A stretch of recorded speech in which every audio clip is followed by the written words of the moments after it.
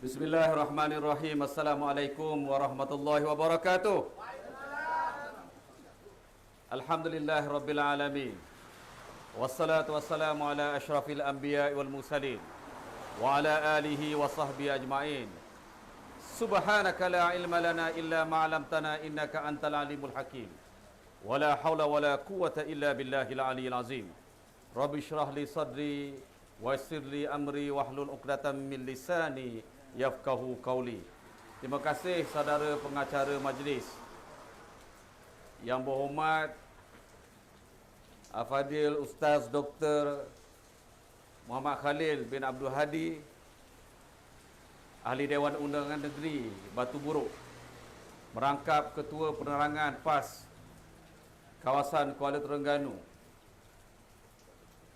Yang berbahagia Saudara Badrul Hisham Syafi'i,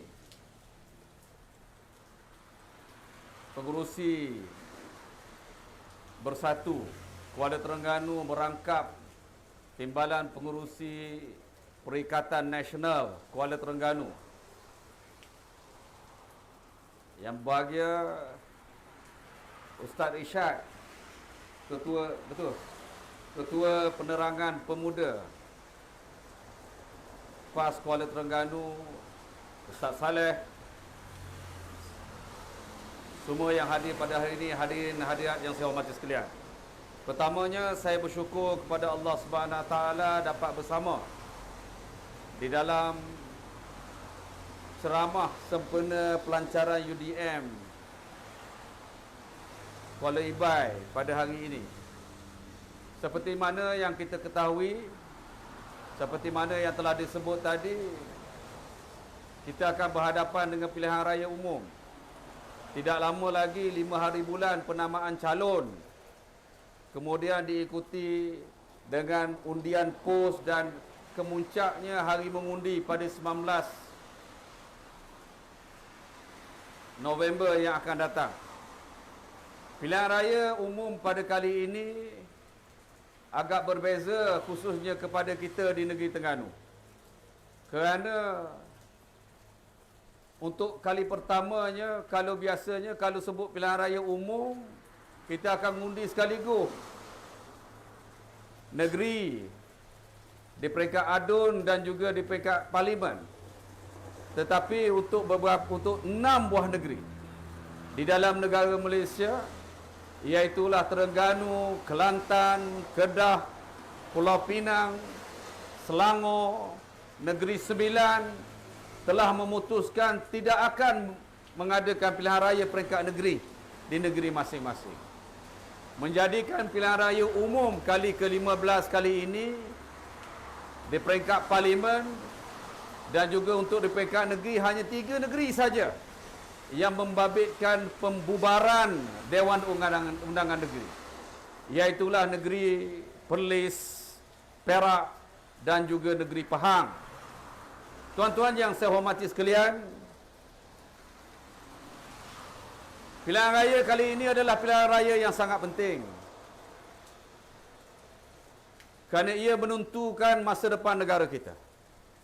Ia menentukan kepimpinan bagaimanakah yang diberi kepercayaan oleh rakyat Malaysia untuk memimpin negara kita. Sama ada pemimpin yang kita lantik, kepimpinan yang kita lantik di dalam bentuk 222 kerusi parlimen yang akan membentuk kerajaan Malaysia nanti, siapa yang majoritinya, ini akan menentukan hala tuju negara di masa akan datang. Tadi telah disebut oleh sahabat-sahabat kita tentang betapa negara kita ini telah dipimpin dengan cara yang salah oleh kerajaan yang terdahulu. PRU ke-14 yang lalu, Barisan Nasional untuk kali pertamanya sejak sejarah merdeka, UMNO lah. Sebelum Barisan Nasional dia ada perikatan, parti perikatan. Tetapi UMNO sentiasa menjadi tonggak kepada kerajaan persekutuan sejak daripada merdeka, melainkan pada PRU ke-14 yang lalu. Kemuncaknya setelah begitu banyak kesalahan, penyelewengan yang dilakukan oleh kepimpinan Barisan Nasional, sampai ke tahap seolah-olah melindungi bangkai gajah dengan pelepahnya, tak boleh disusuk lagi, tak boleh disembunyikan lagi.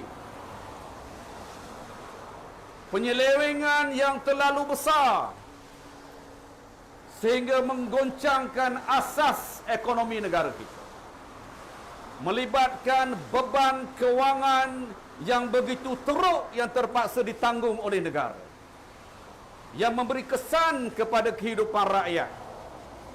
Betapa banyaknya penyelewengan yang dilaksanakan di dalam skandal 1MDB. Pilihan raya umum yang ke-14 yang lalu, saya pun berceramah tentang 1MDB juga. Bersatu pun berceramah pasal 1MDB juga, walaupun di dalam platform yang berbeza. Ia adalah satu penyelewengan yang diketahui oleh semua. Dan bukan rakyat Malaysia yang tahu, bukan saja rakyat Malaysia yang tahu pasal penyelewengan ini.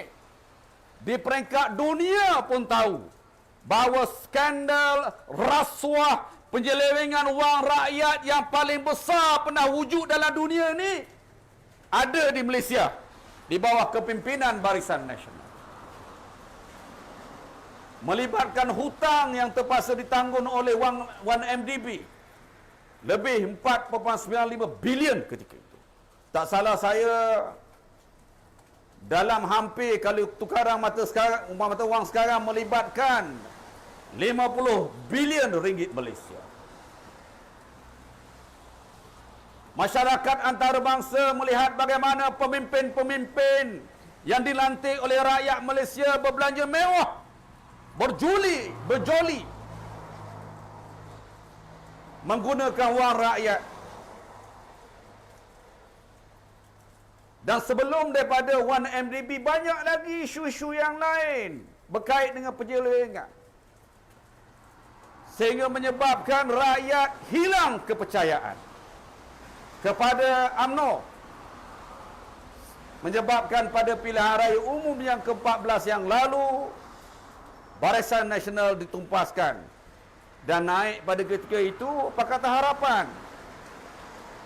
Pakatan Harapan mengambil kesempatan di atas berbagai isu dan di dalam masa yang sama mencari populariti dengan menjanjikan pelbagai perkara.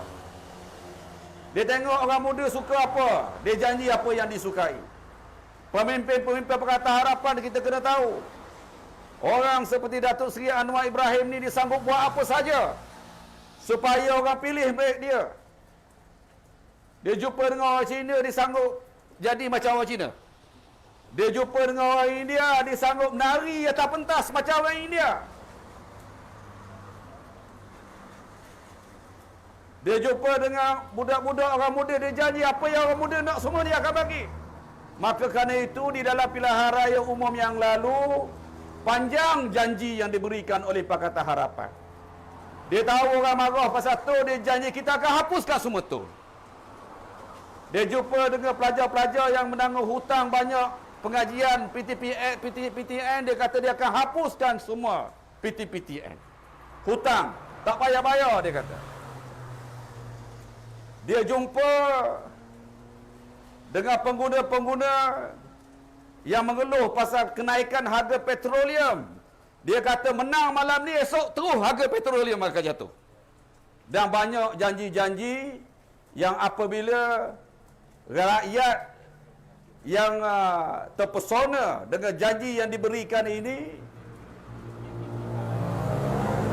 mengambil keputusan sebahagiannya, terutama sekali di sebelah pantai barat, memilih mereka. Dan apabila mereka menang, ternyata apa yang dijanjikan oleh Pakatan Harapan tidak seperti mana yang dikata. Mereka bercakap tentang soal memperjuangkan kehakiman, keadilan, mahkamah, integriti dan sebagainya. Mereka memperjuangkan konon-kononnya mahu sistem kehakiman yang adil. Mereka kata mahu menentang rasuah. Tetapi apabila mereka memerintah, antara perkara pertama yang mereka laksanakan adalah tidak menghormati keputusan mahkamah yang telah dibuat. Terutama sekali berkait dengan Datuk Seri Anwar Ibrahim. Datuk Seri Anwar Ibrahim ni tuan-tuan telah dibicarakan turun naik mahkamah dengan diberikan peluang secukupnya untuk membela diri. Di dalam pembicaraan yang panjang, begitu banyak bukti, dan akhirnya dijatuhkan hukum masuk penjara sebagai banduan. Tetapi sebaik saja mereka menang, apa yang mereka buat mengambil kesempatan sehingga dibebaskan Datuk Seri Anwar Ibrahim menggunakan peguam negara yang dilantik ketika itu oleh Tommy Thomas. Tommy Thomas ini adalah merupakan alat yang digunakan oleh Pakatan Harapan untuk melakukan pelbagai proses untuk menggugurkan pelbagai kes rasuah yang melibatkan pemimpin-pemimpin Pakatan Harapan. Sehingga rakyat lihat bahawa mereka ni syarah je pandai. Cakap je pandai dari segi nak jual rasuah. Tetapi bila diberi kuasa, ternyata mereka rasuah. Sama seperti yang disebut tadi oleh saudara Isyad. Pemimpin muda, Syed Saddiq. Oh, kalau dengar dia syarah ni, dia ni pada zaman belajar dia wakil negara bahagian pidato. Memang sedap kalau dengar dia syarah. Oh, dia cakap pasal nak berjuang dari segi untuk membenterah rasuah dan sebagainya. Tuan-tuan tahu kemarin keputusan oleh mahkamah 4 pertuduhan. Membabitkan pecah amanah ada, pengubahan wang haram ada, kes rasuah ada. Keempat-empat pertuduhan ini telah dihukumkan, diputuskan oleh mahkamah mempunyai asas untuk dibicarakan prima facie. Kalau ikut standard yang mereka buat sebelum ini, kalau ada kes mahkamah, sepatutnya tak boleh latih lagi jadi pemimpin, melainkan perlu dibersihkan dahulu. Tapi sampai gelerang dia, bila masuk mahkamah, kluster mahkamah tadi. Syed Saddiq ni kluster mahkamah tadi. Sampai gelerang dia, nyepakat sokong belakang. Hana Yu ada belakang dan sebagainya. Tuan-tuan, setakat ini, kepimpinan Perikatan Nasional, terutama sekali Parti Islam se-Malaysia, ternyata telah membuktikan kita bercakap dan kita laksanakan apa yang kita kata. Walk the talk, kata orang putih. Apa yang kita kata, kita kotakan. Kita kata kita memperjuangkan kepimpinan yang bersih. Seperti mana yang telah disebut oleh Dr. Ustaz Khalid Abdul Hadi tadi, setakat ini tidak ada kes rasuah membabitkan kepimpinan kita. Kita pernah memerintah di Kelantan, di Terengganu, di Kedah, menjadi sebahagian daripada kerajaan Perak, menjadi sebahagian daripada kerajaan Selangor. Tidak ada satu orang pun pernah disabitkan. Bukan saja disabitkan, masuk mahkamah pun tak ada lagi, tuan-tuan. Kerana tak ada kes. Baik. Ada yang kata bersih saja tak cukup. Pandai agama saja tak cukup. Lebay saja tak cukup. Untuk pimpin negara kena pandai pimpin. Ada yang kata, tuan-tuan, kita telah membuktikan kepimpinan pentadbiran di bawah Parti Islam se-Malaysia. Negeri Kedah dikatakan antara negeri yang termiskin. Sebelum ini mencatat pelaburan luar yang rendah. Tak sampai 2 tahun kita mengambil alih kepimpinan. Pada hari ini, negeri Kedah adalah antara negeri yang mencatat kadar pelaburan masuk daripada luar paling tinggi di dalam negara Malaysia. Ada yang kata, sebelum ini negeri Kedah tak banyak duit dalam akaun. Ada dah 20 juta saja. Tiba-tiba di bawah kepimpinan Menteri Besar daripada Kedah, daripada Parti Islam se-Malaysia, Datuk Seri Sanusi, sekarang ini bukan 20 juta, 600 juta tak salah saya ada duit. Negeri Kedah.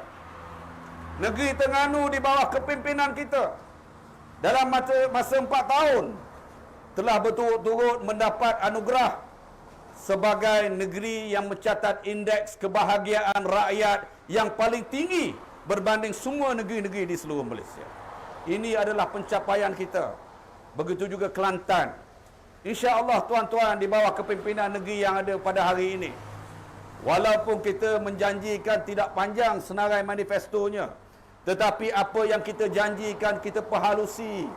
Sebab kita tahu apa yang dijanji mesti dikotakan. Kita janji 20 perkara, 20 perkara kita tunaikan. Semua 20 manifesto telah pun sama ada dilaksanakan atau sedang di dalam pelaksanaan di Terengganu pada hari ini. Tuan-tuan, saya ingin mengambil kesempatan untuk mengucapkan terima kasih. PRU yang ke-14 yang lalu saya telah dipilih untuk memikul amanah sebagai calon kepada PAS di dalam pilihan raya umum yang lalu dan memenangi. Siapa sangka biasanya ahli parlimen daripada Kuala Terengganu, daripada Parti Islam se-Malaysia, biasanya kalau di peringkat parlimen kita tidak membentuk kerajaan persekutuan. Biasanya kita jadi pembangkang saja. Tetapi di dalam pilihan raya umum yang lalu, saya dilantik apabila kita membentuk kerajaan Malaysia di peringkat persekutuan. Saya dilantik sebagai Timbalan Menteri Sains, Teknologi dan Inovasi. Dan sebagai Timbalan Menteri Sains, Teknologi dan Inovasi, cabaran besar yang terpaksa diterima oleh saya pada ketika itu apabila kita berdepan dengan pandemik COVID-19. Pandemik COVID-19 ini memerlukan usaha yang luar biasa untuk mengeluarkan negara daripada pandemik COVID-19. Dan apa yang boleh disebutkan di sini, kunci utama kepada pemulihan negara seperti mana yang digariskan di dalam Pelan Pemulihan Negara, kunci utama adalah kejayaan vaksinasi. Bukan saja kunci utama pemulihan negara di Malaysia saja sebenarnya, di seluruh dunia kunci utama adalah kejayaan program vaksinasi. Dan program vaksinasi ini adalah satu amanah yang telah diberikan kepada Kementerian Sains, Teknologi dan Inovasi. Dan Kementerian Sains, Teknologi dan Inovasi ini dipimpin oleh saya. Ketika diberikan tugas ini, bagaimana mahu memastikan 80% daripada populasi dewasa rakyat Malaysia ada 32 juta. Dalam tempoh setahun mahu diberi perlindungan. Kalau asal capai 80% baru dah graf dia akan turun. Kelihatannya mustahil, tetapi kita berjaya. Di bawah ahli parlimen, pemimpin daripada Parti Islam se-Malaysia inilah yang diberi tanggungjawab berkaitan dengan kunci kepada pemulihan negara. Kita berjaya. Dan kerana itu kementerian saya, Kementerian Sains, Teknologi dan Inovasi, dianugerahkan dengan pencapaian 100% pencapaian KPI. Dalam banyak-banyak kementerian, ada 3 kementerian mencapai 100%. Salah satunya kementerian saya. Saya dipertanggungjawabkan, satu lagi adalah berkaitan dengan penyertaan negara dalam Expo Perdagangan Dunia di Dubai. Cabaran diberikan kepada saya ketika itu untuk mendapatkan peluang perniagaan, pelaburan, potensi perniagaan bernilai tidak kurang daripada 10 bilion yang dianggap mustahil. Alhamdulillah, hasil daripada kerja kuat di bawah kepimpinan kita di MOSTI, bukan 10 bilion yang berjaya dicapai. Sebaliknya kita dapat mencapai jauh daripada 10 bilion, iaitulah sebanyak 77.8 bilion. Tuan-tuan, ini kejayaan kita yang telah kita buktikan di pentas. Dan saya dilantik ketika itu untuk mewakili Perdana Menteri pergi ke Dubai untuk berucap mewakili negara. Tuan-tuan, insya-Allah kita telah membuktikan kepimpinan kita di peringkat persekutuan. Menteri-menteri di bawah PAS telah menunjukkan, walaupun kita tak ramai, kita cuma ada 3 menteri. Kita ada 5 timbalan menteri. Semua menteri dan timbalan menteri telah menunjukkan prestasi yang baik. Saya ingin memohon kepada semua untuk kempen supaya kita ramaikan lagi pemimpin-pemimpin daripada Perikatan Nasional berada di Parlimen. Kerana kita telah membuktikan bukan saja kita boleh buat kerja, bukan saja kita mempunyai kepimpinan yang baik, cekap, yang mampu mencatat prestasi yang baik, lebih daripada itu, dengan tarbiyah yang kita ada, asas perjuangan Islam yang kita ada, kita mampu menunjukkan bahawa kita boleh menjadi pemimpin yang baik tanpa perlu terlibat dengan rasuah. Kita boleh menjadi pemimpin yang baik tanpa perlu menipu orang. Kita boleh menjadi pemimpin yang baik tanpa menyeleweng wang rakyat. Yang menyeleweng wang rakyat ini adalah Barisan Nasional dan Pakatan Harapan, bukan kita, tuan-tuan. Kerana itu, pastikan pilihan raya umum yang akan datang semua mengundi. Kalau di Terengganu, logo bulan PAS. Kalau di selain daripada Terengganu dan juga Kelantan, mengundilah Perikatan Nasional. Jadi saya rasa itu sajalah yang saya nak ucap. Tahniah kepada UDM Kuala Ibai di atas apa di program ini. Tak boleh perih sangat sekarang. Kita perih lebih lagi lepas daripada penamaan calon nanti. Boleh atau tidak? Kita ni kena slow down ni, baru perangat ni. Kita akan tingkatkan lagi semangat perjuangan kita. Boleh atau tidak? Jadi itu saja. Assalamualaikum warahmatullahi wabarakatuh. Takbir! Takbir! Takbir! Terima kasih diucapkan.